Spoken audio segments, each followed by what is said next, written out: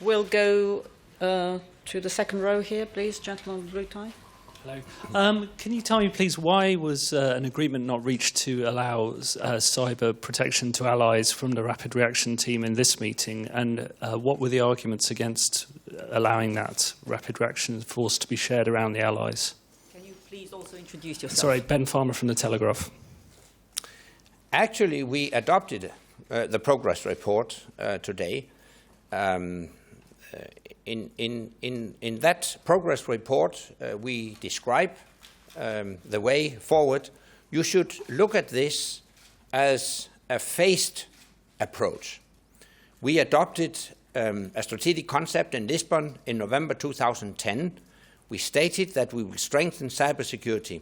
And the first phase has been to strengthen cybersecurity as regards NATO's own networks. And in today's the progress report we have adopted today, we agreed to establish rapid reaction teams that can help protect NATO's own systems. And we envisage to declare the full operational capability of our response capability by October this year.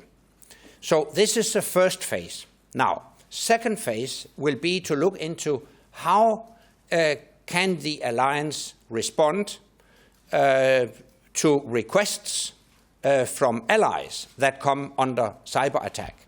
And here we have several possibilities. Of course, one possibility would be to use the rapid reaction teams, though they will focus on the protection of NATO's own systems. But of course, when they are there, they could possibly also be used beyond that. Another possibility, and that's the way we usually help allies in need, would be to deploy national cyber assets to help an ally. If I may use an example, we decided to help defend Turkey against possible attacks by deploying Patriot missiles. These are national assets. In a similar way, when it comes to cyber, you could decide to deploy national cyber assets to help an ally. Now, this is an issue to be explored further during this second phase of our cyber approach. So it's not a surprise that we are still considering these things, because we have several options, and today we had a very, very interesting discussion on that, and I think ministers are very open-minded as to how we could move forward. So actually I'm very satisfied with the discussion we had today and the progress we have made so far. German television, please. I'm here, Kai Niklasch from German television. Mr. Rasmussen, capabilities was one of the main issues today.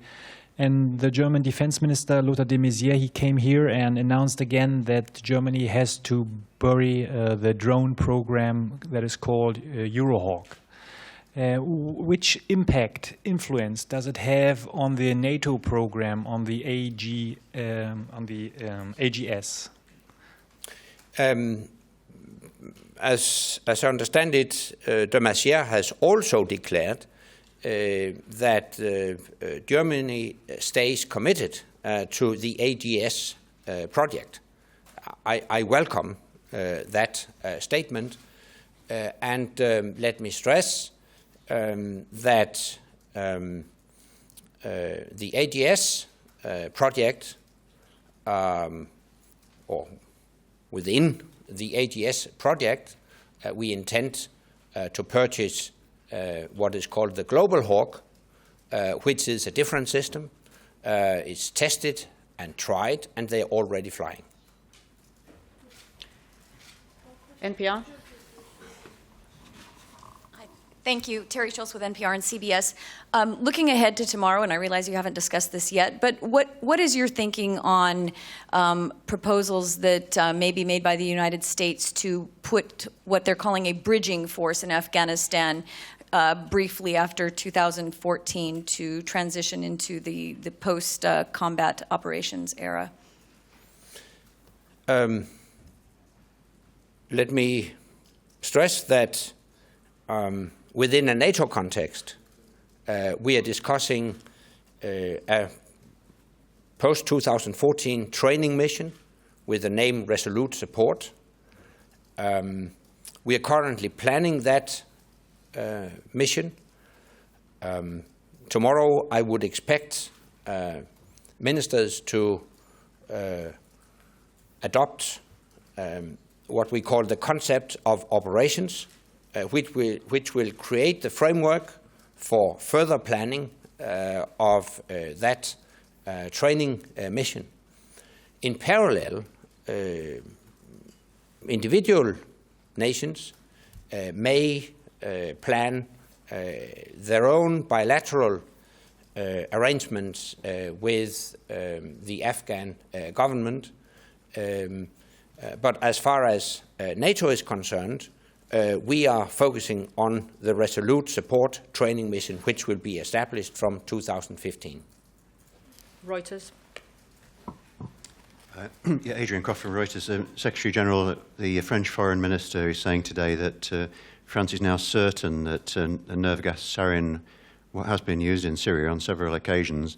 And in view of your past comment that you would expect an immediate reaction from the international community if chemical weapons use was proven, what do you think what reaction can we now expect from NATO or the rest of the international community? Thank you. First of all, as a matter of principle, we never comment on intelligence reports. But needless to say that if chemical weapons have been used, we strongly condemn such acts, whoever might have used them. There's not so far much clarity about detailed circumstances. But obviously, we strongly condemn any use of chemical weapons. Japanese media. My name is Nagayo Taniguchi from Japanese magazine media. Secretary General, it's about cyber defense. I presume cooperation with the information technology industry would be indispensable. What would you like to explain? What kind of cooperation would it be possible with the IT industries as far as the cyber defense concerns? And second question is cooperation with EU in order to avoid duplication. What kind of cooperation do you have in your mind? On the latter, obviously, coordination between NATO and EU is of utmost importance, also when it comes to cyber security, and it is part of the ongoing dialogue between NATO and the European Union. As regards cooperation with private business, yes, indeed, that's important.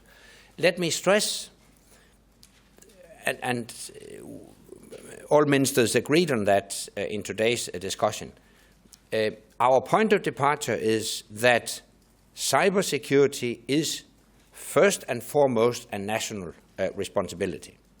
It is a responsibility for each individual nation to do her utmost to protect information and communication systems.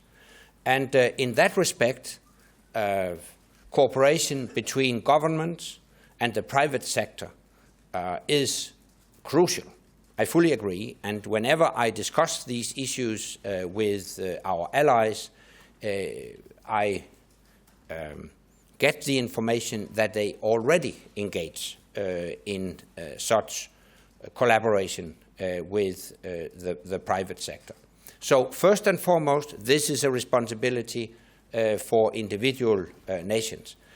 What we have discussed today is what more could be done at the NATO level. Question from Georgian media over there. Broadcasting company Rustavitu, Nino Sakurashvili.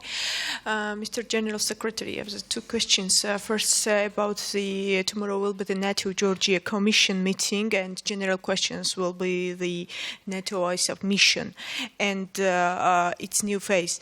And what can you say about the Georgia's role in the new phase in ISAF mission? And the second question will be about the Dmitry Medvedev said in Norway I cited. That Russia has to react on the membership of its neighbors into the NATO, and the enlargement change the parity of the distribution of the powers. What can you say, your appreciation about this statement? Thank you.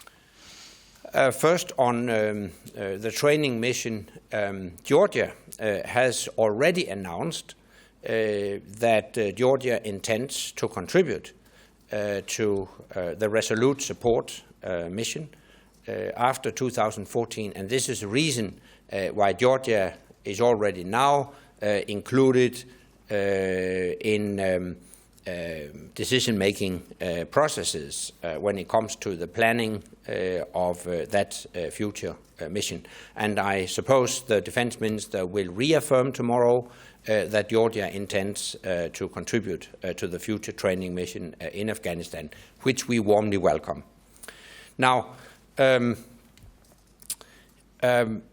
me stress that it is not for third countries to interfere with the NATO decisions on future memberships, enlargement, open door policy.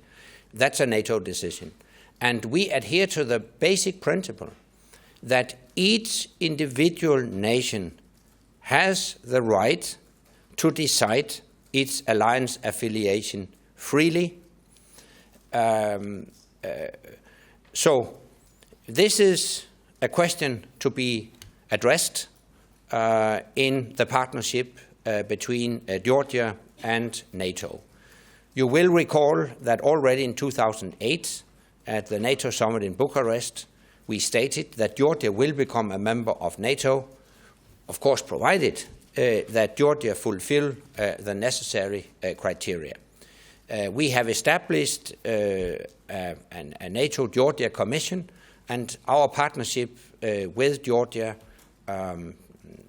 takes place within that NATO Georgia Commission, and tomorrow we will have such a NATO Georgia Commission meeting. By the way, the NATO Council will visit Georgia by the end of this month, and all these activities are part of our efforts to assist Georgia in continuing the necessary reforms to eventually fulfill the necessary criteria.